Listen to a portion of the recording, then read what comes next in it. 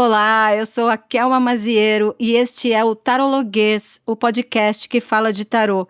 E vamos lá para o episódio de hoje. Você já parou para pensar qual é a relação que você tem com a internet? Já pensou sobre como se relaciona com a tecnologia? Vamos pensar sobre isso?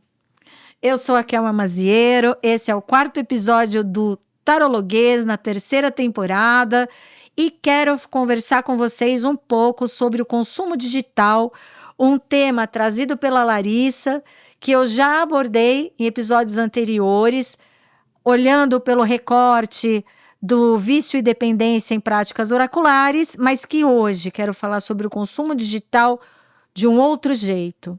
Não quero ficar falando só sobre tarô.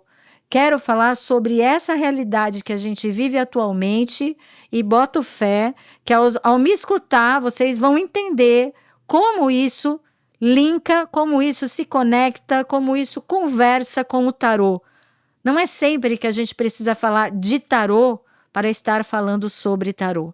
Muitas vezes a gente pode falar sobre um assunto e as associações e os links que a gente faz vão acontecendo naturalmente, sem necessariamente a gente precisar falar de carta, sem a gente necessariamente ficar falando sobre o óbvio, mas sim pensando a nossa realidade, onde o tarô está inserido, porque isso nos interessa deveras, não é mesmo? Então hoje vamos falar sobre esse consumo digital que a Larissa questiona, quando me pergunta como é que faz esse consumo digital para as pessoas que ficam buscando previsão loucamente, né? Pessoas que ficam perseguindo jogos, previsões, leituras feitas em canais, em redes sociais, previsões genéricas, às vezes sentenças e decretos que ela mesma, a pessoa, precisa adaptar à própria realidade e a gente acaba não sabendo como essa adaptação é feita,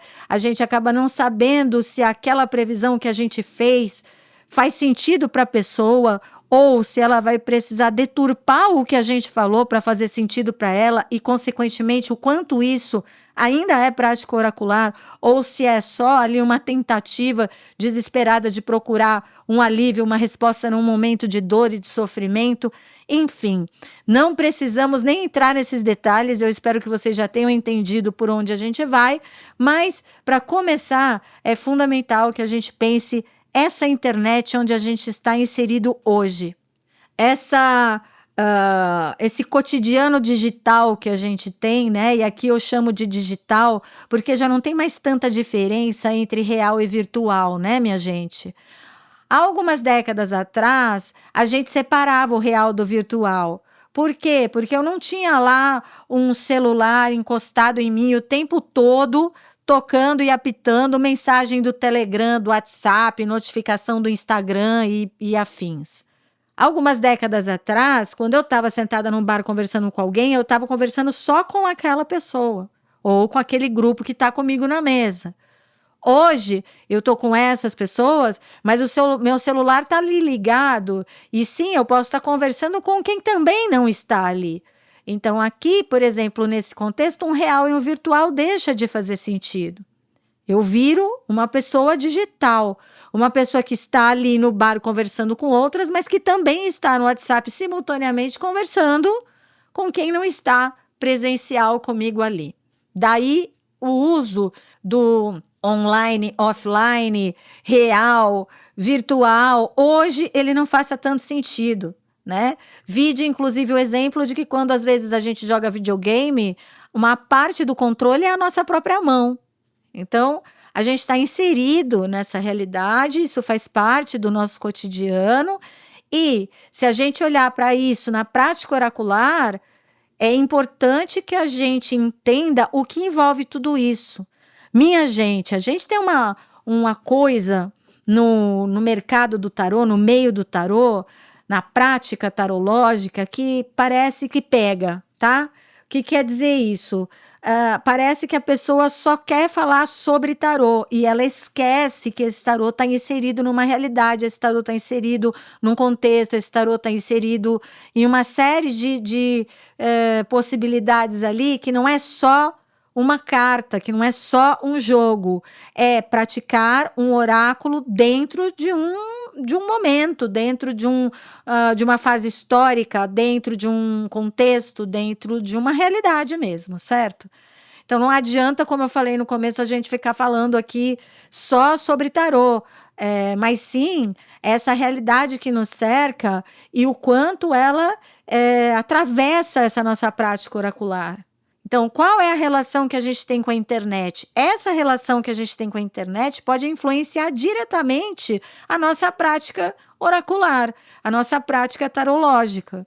Ou seja, se eu sou uma pessoa, por exemplo, que não tenho rede social, eu vou ter uma relação com o tarô diferente de quem, por exemplo, vive numa rede social. O tarô é o mesmo, mas a prática é diferente. Agora, eu posso não ter rede social, e aí quando eu falo rede social, eu estou falando Facebook, Instagram, Threads, o ex-Twitter, né, que agora é X, enfim. A gente pode não considerar uma rede social aqui, mas a gente não tem como escapar do mensageiro. O que é o mensageiro? Um WhatsApp, um Telegram, que não são necessariamente rede social. Eles se pretendem rede social ali em algumas ferramentas, mas a gente sabe que é basicamente um mensageiro. Então, eu posso não estar na rede, mas eu estou no mensageiro. Hoje em dia, a gente marca consulta médica pelo WhatsApp. A gente resolve a maioria das coisas por WhatsApp, né? Tem muito meme aí falando que ninguém mais telefona hoje em dia, ninguém mais liga para ninguém, tudo é na base do WhatsApp. Ou seja, de novo, qual é a relação que você tem com a internet e o quanto essa internet interfere na sua prática oracular? E isso pode, sim, definir muitas coisas ao longo aí da nossa existência, da nossa vida digital. Por exemplo, tem pessoas que não fazem consultas com tarólogos porque preferem as leituras gerais feitas em canais e feitas em rede social. Tem algum problema isso? Não, não tem um problema, mas se a gente não pensar sobre essa realidade, a gente vai continuar não sabendo diferenciar uma leitura personalizada de uma leitura geral. Se a gente não sabe fazer essa diferenciação, o consulente muito menos. Ele não é nem obrigado, né? E isso já fala um pouco da realidade digital que a gente vive. A pressa, o imediatismo, a necessidade de se posicionar em relação a tudo, mesmo que eu não saiba sobre o que eu estou falando, né? Porque se eu não der opinião, vai pegar mal, vão achar que eu não tenho opinião, que eu estou desinformada, então é melhor eu ser a favor ou contra absolutamente tudo, mesmo que alguns assuntos não envolvam ser a favor ou contra, né? Porque nem tudo é jogo de futebol nessa vida. Porém, como a gente está tão inserido nesse contexto sem pensar sobre ele, a gente acaba muitas vezes reproduzindo comportamentos ou até reproduzindo propostas, produções e conteúdo que não necessariamente agregam ou que não necessariamente têm a ver com a gente. Então, quando a gente fala em consumo digital, a gente precisa pensar sobre a descaracterização da nossa personalidade, da nossa realidade, num ambiente que se dilui tanto socialmente falando, que a gente perde a noção de quem a gente é, do que a gente quer, do que a gente pode, do que a gente não pode.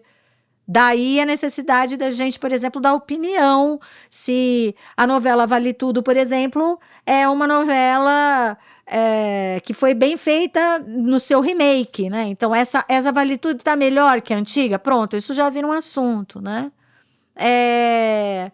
Se alguém alguma figura pública aparece e fala alguma abobrinha, pronto, né? Ela já vai ser rapidamente crucificada pelas redes. E no dia seguinte também ela já deixa de existir, porque as pessoas já vão procurar outro assunto. Nessa volatilidade, nessa transformação constante, nessa suposta neutralidade, a gente se perde. E é aí que a gente começa a entender que a internet pode se pretender neutra, mas raramente ela vai trazer neutralidade em si.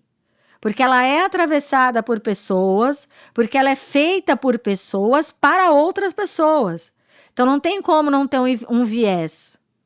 Até socialmente falando, é uma internet que traz desigualdade. O acesso que eu tenho à internet é um acesso muito diferente, por exemplo, de alguém que mora em Roraima. Essa desigualdade é inegável. E ela, não só na vida concreta, mas também na realidade digital, mas também no meu acesso à internet, no nosso acesso à internet, isso também vai ficar presente. Por isso que a gente entender como a gente se relaciona com essa internet é tão importante. Porque sem um uso crítico dessa tecnologia, sem entender que ela, a rigor, a princípio, não é nem boa nem ruim, mas a maior parte das vezes ela tem um viés, a maior parte das vezes ela é feita por um ser humano para outros seres humanos, a maior parte das vezes ela retrata uma desigualdade, um desnível e confrontos que já existem na vida concreta e que só se reproduzem nesse ambiente. Se a gente não entender isso e se a gente perder a consciência crítica a respeito dessa internet, a gente também não vai conseguir colocar alguns limites necessários, por exemplo, na prática oracular. A gente só vai reproduzir. Então, falaram que está funcionando fazer jogo para geral e fazer previsão para geral, eu vou lá fazer para conseguir mais seguidor. Mas eu não penso se essa minha ação se ela condiz com o que eu acredito, se ela realmente vai me trazer mais seguidores, se tem perigo dessa prática, por exemplo, se dissolver aí nesse mar de outras possibilidades de previsões online. Enfim, eu não paro para pensar no que isso representa para mim e no que a minha ação está representando para as outras pessoas e está afetando outras pessoas. Eu só reproduzo. E uma internet sem consciência, né, sem um uso crítico, ela sim pode se tornar uma internet perigosa. E ela pode disseminar práticas irresponsáveis e igualmente perigosas. Tá, mas Kelma, o que isso tem a ver com consumo digital? Tudo, tudo. A falta do uso crítico da internet coloca a gente numa roda viva, muitas vezes. Coloca a gente num comportamento de reprodução. E isso vale tanto para quem produz quanto para quem consome. Até porque, gente, trazendo alguns dados aqui para vocês, trazendo alguns pontos que eu considero significativos para a gente pensar. Hoje tem um termo, hoje não, hein? Já faz um tempo. Tem um termo que meio que define a nossa existência na internet hoje e essas relações digitais, que é um termo em inglês, que vai juntar o produtor com o consumidor. Então, é um termo híbrido que junta produtor-consumidor, que a gente pronuncia prosumer, que seria o producer e o consumer, tá? Ou seja, quem produz e quem consome na mesma pessoa. Então, veja que aqui a gente não está só falando daquilo que eu mencionei no primeiro bloco, de que o real e o virtual se misturam. Aqui, a gente também é mistura. Aqui, a gente também é um híbrido entre produzir e consumir. E, de novo, sem o uso crítico, a gente vai só reproduzir, tanto na hora de produzir, quanto na hora de consumir. Então, a gente vai lá e vai achar normal escolher, por exemplo, um profissional pelo número de seguidores. Aí, se você para pensar, na verdade, gente, se a gente parar para ler um monte de matéria, se a gente parar para olhar para as pessoas falando, essa enxurrada de gente que tem hoje na mídia, não é novidade para ninguém que número de seguidor não é uma métrica, não é um critério. Mas por alguma razão ainda não descoberta pela NASA, a pessoa escolhe um profissional pautado no número de seguidores. E essa pessoa escolhe, muitas vezes, pautada em elementos estéticos. E aí eu tô falando fisicamente também, tá? Em vários sentidos, mas até o estético físico mesmo. que a pessoa busca no intuito de acessar uma realidade que ela julga como sendo a realidade normal, entre aspas. A pessoa vai lá e ela confunde a normalidade, a suposta normalidade, com aqueles elementos, aqueles padrões estéticos, não só no sentido subjetivo, mas no sentido objetivo mesmo.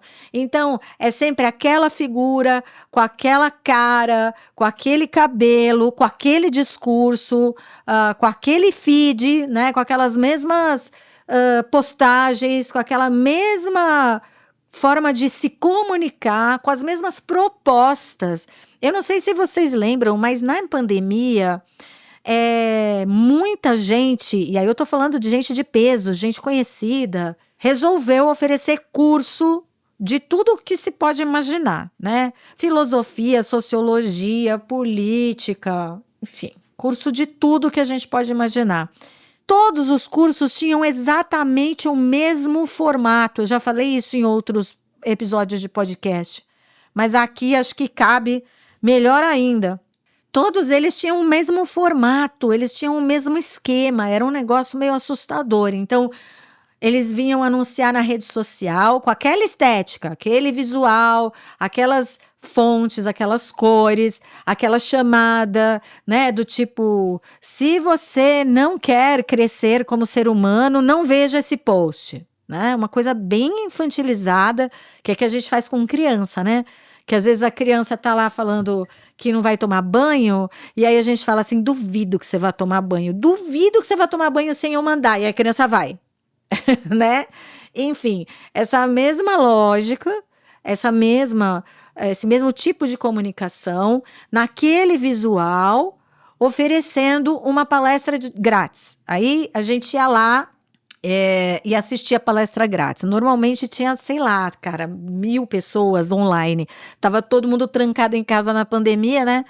1.000 pessoas online. Às vezes fazia pelo YouTube. Eu já assisti palestra com online, mais de 20.000 pessoas conectadas assistindo aquela mesma palestra. Aí a figura vem, dá aquela aula supostamente gratuita e durante essa aula ela oferece o quê? O combo do curso de, sei lá, 3, 4, 5 aulas por um preço módico de R$3.000, né? E aí, desses 20.000, às vezes 100, 200 faziam. Parem para pensar o volume de dinheiro, enfim, né? Parem para pensar em o que tudo isso significa. Não tô criticando, não. A gente só precisa entender a realidade mesmo. Beleza? Beleza. Quantas pessoas fizeram isso durante a pandemia? Nossa, eu perdi a conta. E isso durou até pouco tempo atrás. Agora já não tá funcionando muito mais. Eles já estão buscando outros caminhos e outras formas de pescar público, né? Tanto que chamava isso de isca. Eu achava horrível esse termo. E antes disso, antes da pandemia, eles ofereciam um e-book gratuito, né? Então venha, baixe o e-book gratuito e assista a palestra do fulano, mesmo esquema. O que acaba acontecendo aqui, minha gente, é que a gente, sem o uso crítico da internet, a gente só não pensa. Quando a gente se dá conta, a gente está usando esses critérios. Então, a gente vai lá fazer o curso que foi sugerido como a partir de uma isca. A gente vai buscar a pessoa que tem um número X de seguidores. A gente vai buscar aquela pessoa que, sei lá, promete mundos e fundos.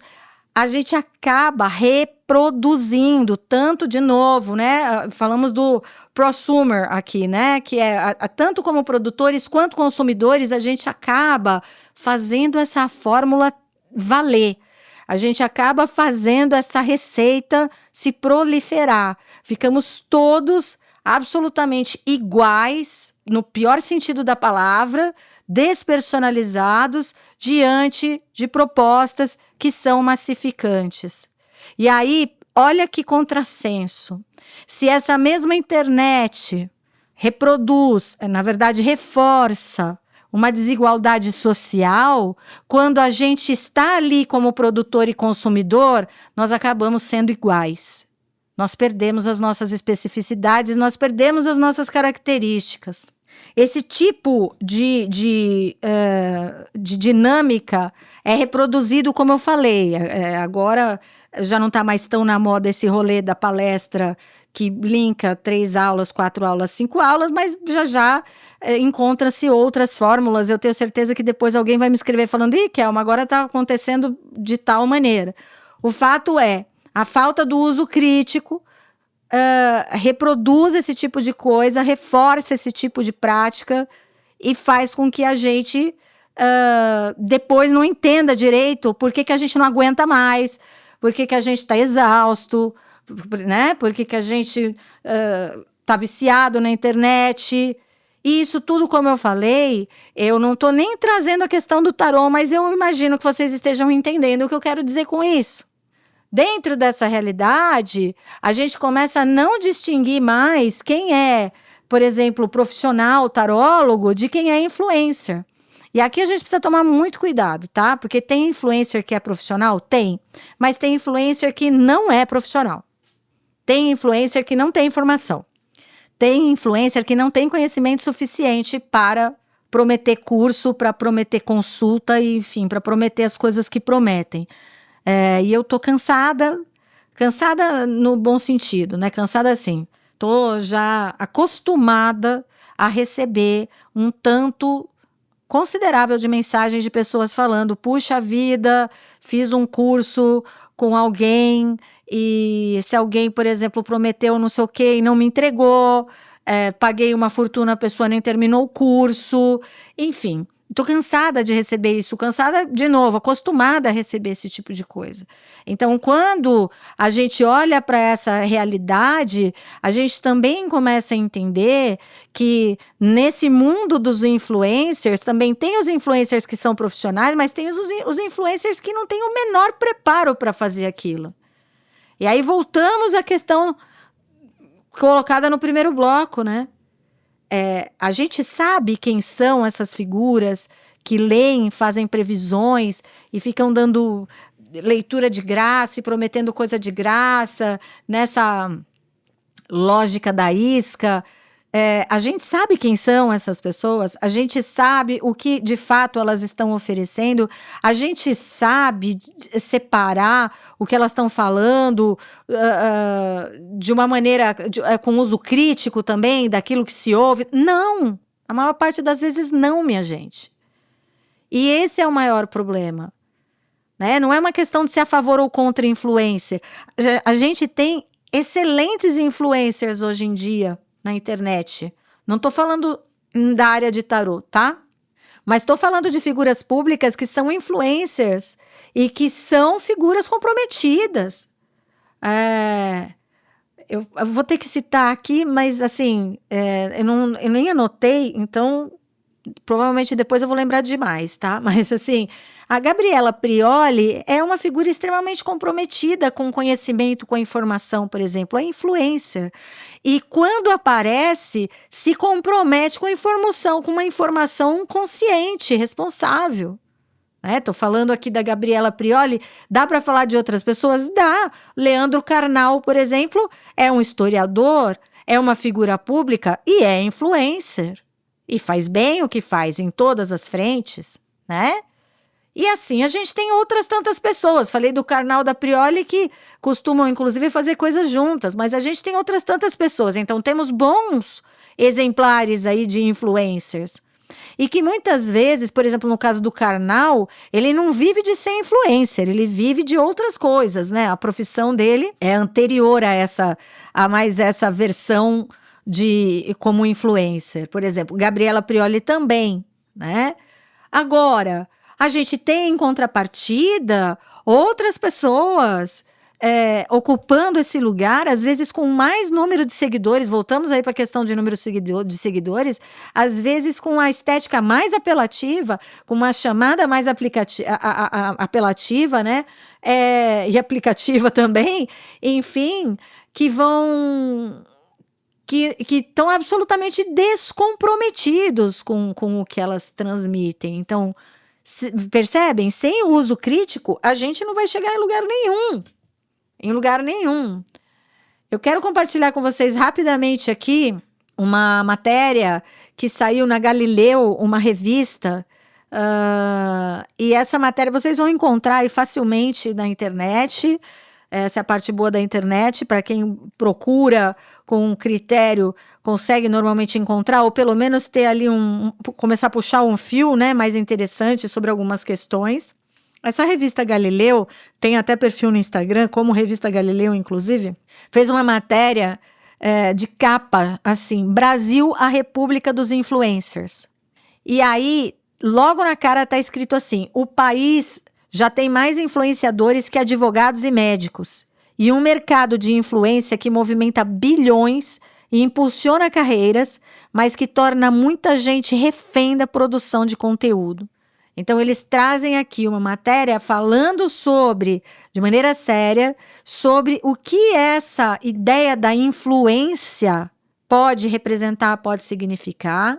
Não só, de novo, para nós que consumimos, mas para quem produz e, de fato, o que isso representa. Então, quando a gente entra nessa lógica binária de eu sou a favor de influencer, eu sou contra influencer, eu gosto de influencer, eu não gosto de influencer, a gente está saindo do assunto principal, que é assim, que tipo de influência a gente se refere? De que tipo de influência a gente está falando aqui? Para quê? Para que essa mensagem serve? Esse influencer tem consciência e responsabilidade sobre o que está passando?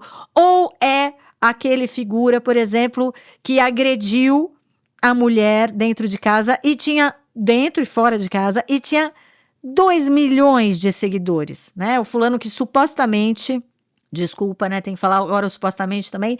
O fulano que supostamente agrediu uma mulher dentro e fora de casa e tem mais de 2 milhões de seguidores, falando o quanto ele merece ser amado por uma mulher que vale a pena. 2 milhões de seguidores, né?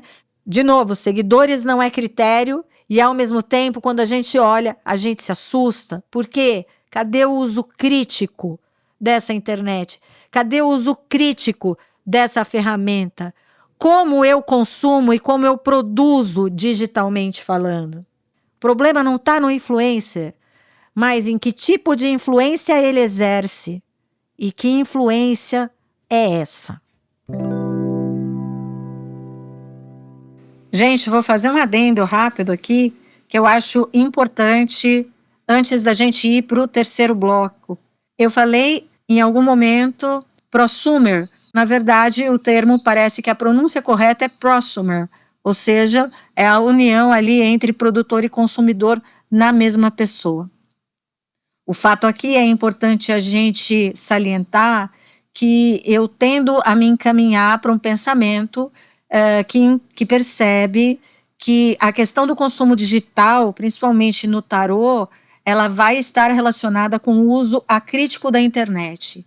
E é aí que eu tendo a me manter e a me fiar, porque acredito que esse uso, ou seja, o uso que a gente dá para a internet, o problema não está na internet, mas no uso que a gente dá para ela, esse uso acrítico gera uma série de questões, inclusive aborda e traz à tona essa questão dos influencers, que é uma questão que eu também vou falar mais aí no terceiro bloco, não no sentido de desmerecer a profissão em si, mas a gente entender o que ela representa e o que ela pode vir a representar, porque a gente raramente para pensar a sério sobre isso e a gente esquece ou a gente ignora o fato de que toda essa realidade que a gente vive movimenta cada vez mais dinheiro. E quando a gente fala de dinheiro, a gente também fala de poder, né, minha gente? Então, não é só ficar famoso e ser visto pelas outras pessoas. Envolve movimentar uma indústria milionária por trás e que, sim, alimenta um sistema bastante desumano capitalista, uma lógica neoliberal cada vez mais pesada, cada vez pior, e que, inclusive, traz aí uma reflexão, e aí eu cito de novo, né, porque eu vou citar de novo isso no terceiro bloco, mas aqui eu vou reforçar a importância da gente conhecer aí algumas percepções do filósofo Vladimir Safatli, quando ele fala sobre a degradação do mundo do trabalho e o que isso representa na nossa realidade. A gente só não para pensar que tudo isso envolve a nossa vida social, política, econômica, muito mais do que a gente imagina e muito mais do que a gente gostaria. Para vocês entenderem uma parte da dimensão do que eu estou falando aqui, eu sugiro uma matéria do jornal El País, um jornal que eu gostava muito, hoje em dia já não tem mais as publicações em português, pelo menos não no Brasil, mas essa matéria está disponível no Google. Sugiro que vocês procurem. O título é Xamãs do Instagram, a invasão das influencers da pseudociência. Essa matéria, gente, foi publicada em 2 de outubro de 2018, ou seja, antes da pandemia, e já era um assunto considerado importante por alguns jornalistas. Só para vocês terem aqui uma pitadinha do que é essa chamada dessa matéria, ela escreve, a jornalista, acho que é Noélia que fala, Noélia Ramires, escreve o seguinte: uma legião de jovens estilosas combina a narrativa do empoderamento feminino com o negócio da pseudociência. As discípulas do wellness, que seria o bem-estar, criam um novo gênero de curandeiras que se alimenta do ativismo mesclado com feitiços ou pedras curativas. Sim, é uma matéria que abala a gente, que mexe com a gente, mas que a gente precisa ler para entender como se chegou aí. Da mesma maneira que a gente pode ver na última temporada do seriado The White Lotus, a gente pode ver onde chegou esse pensamento da indústria do bem-estar. É importante a gente considerar que isso que a gente faz não é só amor à arte, não é só dom, como muita gente acha, não é só uma intuição gracinha. Na verdade, movimenta muita grana. Na verdade, é uma indústria, é um mercado. E quando a gente não pensa nisso com esse olho mais atento, a gente acaba se perdendo justamente nessa massa e a gente acaba fazendo parte de um movimento que talvez a gente nem queira fazer. Então, fora aqui as minhas 2 erratas, eu queria, antes de começar esse terceiro bloco, deixar esse toque aqui para vocês. A gente está indo na direção de entender que o consumo digital do tarô tem a ver com o uso acrítico da internet e que isso envolve, sim, olhar para essas profissões que se formam na internet também com um olho mais atento, no sentido de que a gente precisa, de fato, perceber que tudo isso é sobre dinheiro e sobre poder, não só sobre ser bonitinho, fazer sucesso e encontrar alguma coisa para fazer, até porque esse encontrar alguma coisa para fazer envolve também uma degradação do mundo do trabalho, que é muito mais fundo e muito mais sério, especialmente no nosso país. E aí fica sempre a questão para mim: pô, Kelma, mas não dá para ser leve? Não dá para estar aí na internet de boa? Não dá para a gente fazer coisas na brincadeira? Eu respondo para vocês: dá sim, desde que não seja de maneira irresponsável. Vamos lá para o terceiro bloco. E aí a gente chega a esse terceiro bloco, eu espero, né? Olhando para essas questões com um pouco mais de carinho, atenção, sem a necessidade de se posicionar, sem o discurso de eu sou a favor, eu sou contra, né? Aquela necessidade de dizer é por isso que eu não gosto da internet, porque não, gente, assim, acho que se a gente estudar um pouco mais a fundo, a gente entende que isso parte muito mais do ser humano do que da tecnologia em si. E aí a gente vai ter grandes autores pensando essa questão, principalmente pensando a tecnologia, pensando a digitalização da vida, grandes autores realmente que vão nos ajudar. Autores como, por exemplo, Crary, que é um autor que vai trazer naquele livro Terra Arrasada uma visão bastante apocalíptica, não equivocada, veja bem, mas apocalíptica no sentido de dizer que o futuro ele tem que ser offline, e outros autores que vão trazer visões críticas e, ao mesmo tempo, conscientes, porque, obviamente, toda crítica precisa de consciência, né? Autores que vão trazer, desde lá, nos anos 80, estou falando do século XX, desde Donna Haraway, que vai falar sobre essa ideia do manifesto ciborgue, da gente estar misturado já com essa realidade e entender que isso não é uma coisa ruim necessariamente, e outros autores contemporâneos, já século XXI também, trazendo essas reflexões de maneira consciente e crítica. Porque aí é que está, como eu já falei anteriormente, a questão é o pensamento acrítico, ele nos leva a entrar na reprodução, tanto como produtores quanto consumidores. Ele obriga a gente a se posicionar em assuntos que a gente não quer ou a gente não compreende o suficiente, a gente acaba seguindo o que a maioria manda, o que a maioria faz.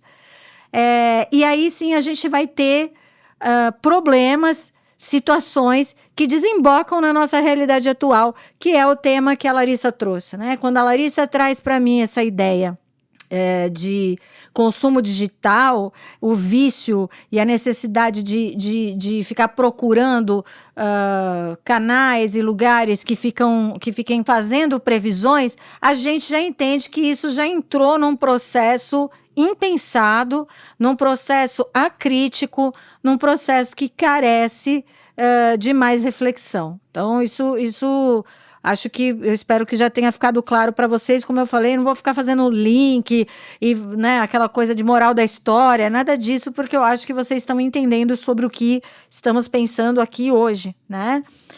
E acho que acima disso tudo que já foi falado, para além disso tudo que já foi falado, a questão da informalidade acaba se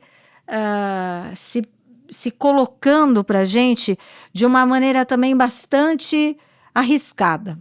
Porque a partir do momento que a gente tem lá influencers despreparados, que não são profissionais, que não têm experiência e que estão ali com a outra demanda, é a demanda de ganhar dinheiro rápido, a demanda de ganhar like, a demanda de, sei lá, né, de ter uma profissão.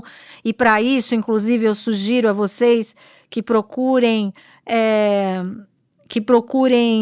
na internet também, é possível encontrar alguns vídeos com o Vladimir Safatli, filósofo, mas que também tem ali o estudo de filosofia da psicanálise muito interessante, ele falando sobre o que é essa ideia do influencer ser uma nova profissão. Falamos disso, já mencionei a revista Galileu no bloco anterior, e dessa profissão pouco elaborada, dessa profissão pouco pensada, que faz com que a pessoa também entre numa lógica absolutamente maluca, que se perde. É daí que a gente vê tantos influencers começam falando sobre uma coisa, passa por outra, 5 anos depois a pessoa está falando de uma coisa absolutamente diferente, ou vindo a público dizer que precisa parar porque precisa cuidar da saúde mental, ou enfim, se colocando em polêmicas e situações absolutamente complicadas. Enfim, gente, de novo, acho que vocês estão entendendo do que se trata, acho que todo mundo sabe do que se trata. Então, a questão aqui é a gente estar nessa lógica desse influencer, que é essa figura despreparada, essa figura que está ali com outro intuito que não o de informar, de conscientizar sobre um assunto como o nosso, que já é um assunto extremamente esgarçado na mídia. Né? Já é um assunto difícil da gente lidar, já é um assunto chato de abordar, porque a maioria já fala, isso tudo é bobagem, eu não acredito em nada disso, é coisa de canastrão, enfim.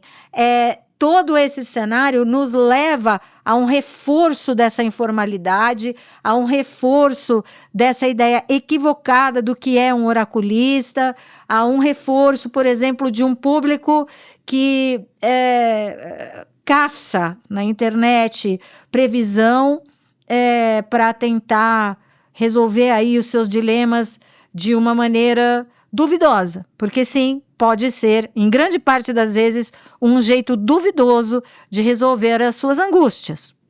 São tantas coisas aqui para falar que eu ficaria horas e horas, e aí já aviso vocês, inclusive, de que Ainda nessa temporada terá um episódio ainda mais específico a respeito disso, pretendo fazer com referências e fontes aí, no caso, para pensar isso a partir de um olhar ainda mais criterioso. Mas hoje, nesse episódio, acho que eu já trouxe algumas questões aí para serem elaboradas e pensadas. Acho que essa caça à previsão precisa ser repensada, até porque, atenção aqui, o tempo, a noção de tempo e espaço na internet muda, a noção de tempo e espaço na vida concreta muda, como eu falei, nem tem diferença, né? A pessoa digital hoje é uma pessoa que tem uma relação diferente com o tempo e espaço, consequentemente, a nossa relação com a previsão também precisa ser mais atenta e mais consciente. Eu, inclusive, gravei agora, antes de ontem, acho um pouco, foi nesses últimos dias, eu gravei uma masterclass falando sobre a questão da previsão e a relação que a gente tem com a previsão no contemporâneo. Está disponível no Núcleo de Tarô, lá do Hotmart. Um núcleo é um espaço exclusivo para assinantes, mas que, atenção, tem um valor bastante acessível por mês. Todos os meses eu coloco uma masterclass nova. O intuito não é ficar milionária, o intuito é informar e atualizar sobre assuntos importantes que envolvem a nossa prática oracular. Tem que ser um espaço fechado, tem que haver um mínimo de compromisso de mim para vocês e de vocês para mim, até porque hoje em dia não dá muito para a gente estabelecer qualquer relação em qualquer lugar. Isso é uma coisa que eu espero que tenha ficado claro aqui ao longo desse episódio, né? Esse uso acrítico da internet coloca a gente em lugares bastante perigosos, como já falei. Então, também abordei a questão da previsão nessa masterclass, falando sobre a relação que a gente tem com o destino hoje. E vale colocar nisso esse adendo.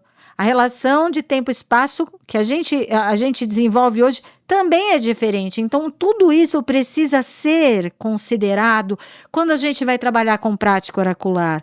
Não é só ficar reproduzindo o que aquela figura fazia lá nos anos 80, né? Tinha um esotérico famoso lá nos anos 80, nos anos 90, que fazia de tal jeito, então só vou reproduzir isso. Não, a gente precisa, quando a gente está falando de prática oracular, a gente deve sim saber em que época estamos, em que sociedade vivemos, o que a nossa realidade traz para a gente pensar, porque o que a gente faz é sentar e analisar um jogo para alguém que está nesse contexto, no mesmo contexto que a gente, que está vivendo questões da nossa época. É por isso que a gente precisa estudar tudo isso. Por isso que não dá para a gente sair chutando, né?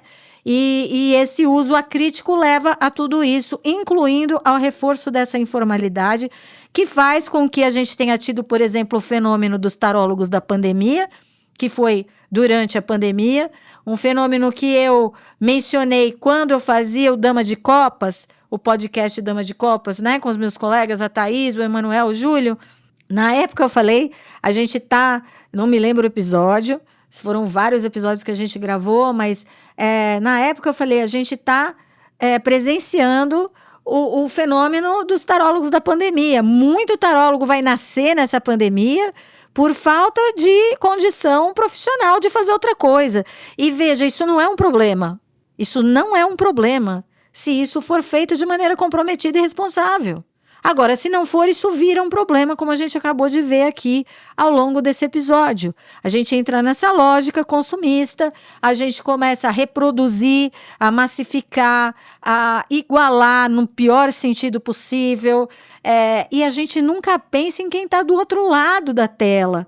Como é que essa pessoa está, o que está acontecendo, como é que isso vai bater nela, toda essa gama de previsões apocalípticas e fatalistas, o quanto isso pode estar afetando e prejudicando um monte de gente que a gente não conhece, porque na internet as pessoas não têm rosto. Por isso que fica tão fácil, inclusive, todo mundo falar mal de todo mundo o tempo todo e se criticar tanto, não é mesmo? Porque não tem rosto. Se a gente estivesse na frente da pessoa, a gente não ia virar para ela e falar, você é uma babaca, né? Ou pelo menos, acho que não em sã consciência. Agora, na internet isso fica fácil. É por isso que a gente precisa pensar todos esses elementos. E eu gosto muito, e eu mexo muito com esse assunto, primeiro porque eu estou exclusivamente trabalhando no ambiente da internet, exclusivamente só na internet desde 2006. Eu entrei na internet em 1999, mas eu fiquei exclusivamente na internet a partir de 2006, então são muitos anos de fato, né?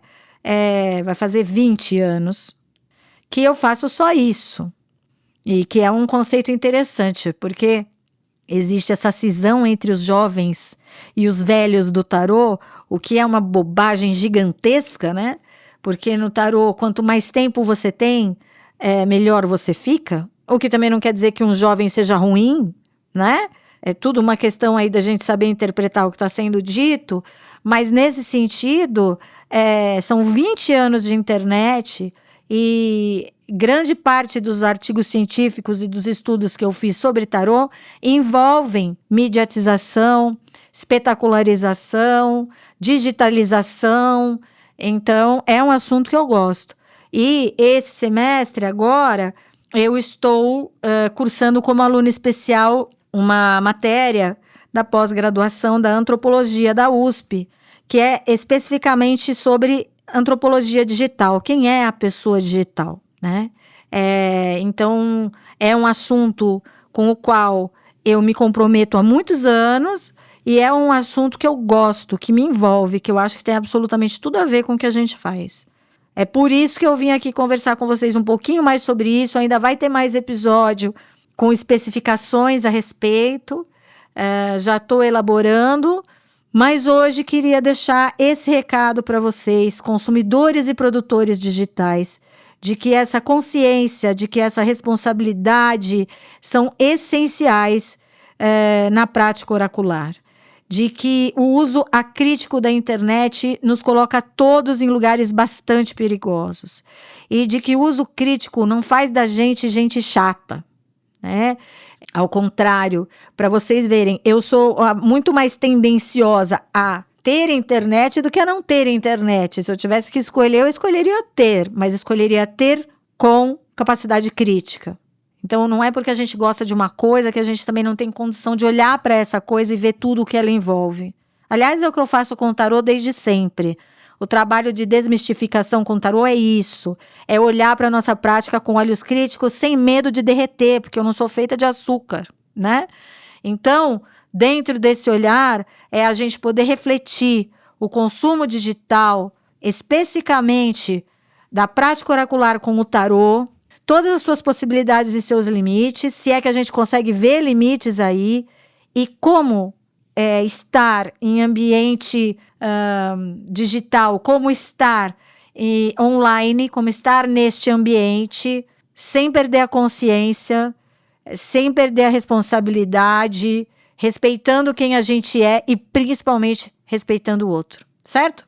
É isso, gente querida, muito obrigada de ter me ouvido até aqui. A intenção não era dar resposta nenhuma, ao contrário, é deixar vocês com um monte de pergunta fritando na cabeça.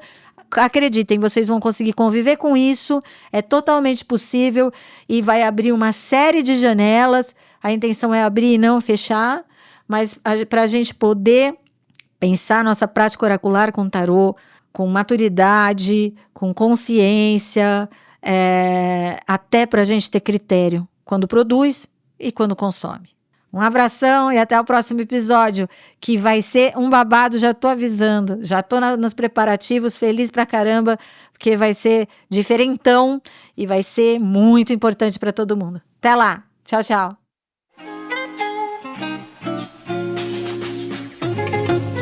Obrigada por me ouvir até aqui. Vale lembrar que este podcast não substitui nenhum curso, aula ou formação em tarô e nem prepara pessoas para atenderem profissionalmente. É um espaço de reflexão. Para ser um praticante ou profissional, faça cursos responsáveis. E para ter uma boa experiência na leitura de tarô como consulente, busque profissionais experientes e confiáveis.